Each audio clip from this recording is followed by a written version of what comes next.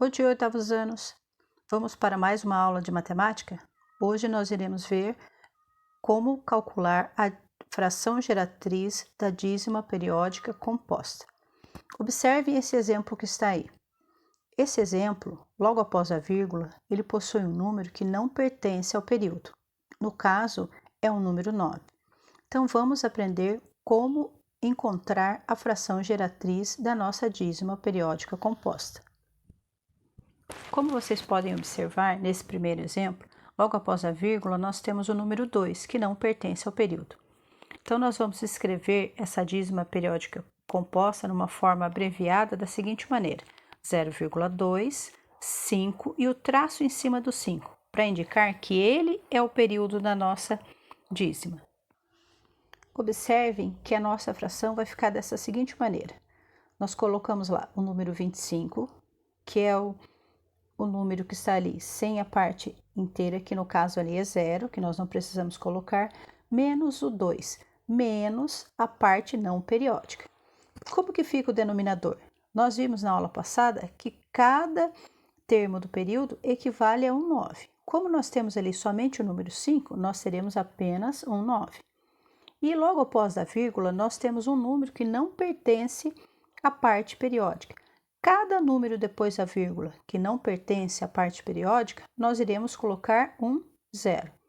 Então, ficou ali 25 menos 2 sobre 90. Então, ali, depois de nós fizermos a subtração, ele vai ficar assim: 25 menos 2, 23 sobre 90.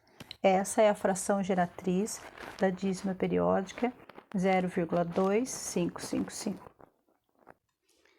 Nesse segundo exemplo, nós podemos perceber que nós temos a parte inteira, que é o primeiro número 4 que está à esquerda da vírgula, e à direita da vírgula, ou depois da vírgula, nós temos o número 9, que não pertence ao período, e o número 4, que é o nosso período. Observe como nós vamos escrever: 4,9, 4 e o traço em cima do 4. E agora, como que vai ficar a nossa fração geratriz? A nossa fração geratriz vai ficar da seguinte maneira: 494 menos. Nós temos que subtrair a parte inteira e a parte não periódica. Então, nós temos que fazer menos 49 sobre. O nosso período é composto apenas de um número, então nós vamos colocar apenas um 9. Depois da vírgula, nós temos apenas um número que não pertence ao período, ou que não é a parte periódica. Então, nós vamos colocar um 0. 494 menos 49 vai ficar 445 sobre 90. Eis aqui a nossa dízima periódica, a nossa fração geratriz da nossa dízima periódica. Nesse nosso terceiro exemplo, nós temos a nossa dízima periódica aqui, 2,13444, e vai até o infinito. Nossa parte inteira é o número 2, o 13 é a nossa parte não periódica, e o 4 é o nosso período. Então, eu vou escrever ele da seguinte maneira: 2,13, 4 e o traço em cima do 4, para indicar que ele é o nosso período. E agora, como que nós iremos escrever a nossa fração geratriz?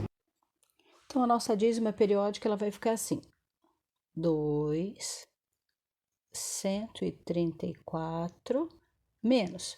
Nós temos que subtrair a parte inteira e a parte não periódica. Então, nós temos que subtrair 213. E como que vai ficar o nosso denominador? Nós podemos observar que o nosso período é composto apenas de um algarismo. Então, vai ser apenas um número 9. Só que depois da vírgula, nós temos dois algarismos, o 1 e o 3. Então, nós vamos precisar colocar 2 zeros. Agora, é só fazer a subtração.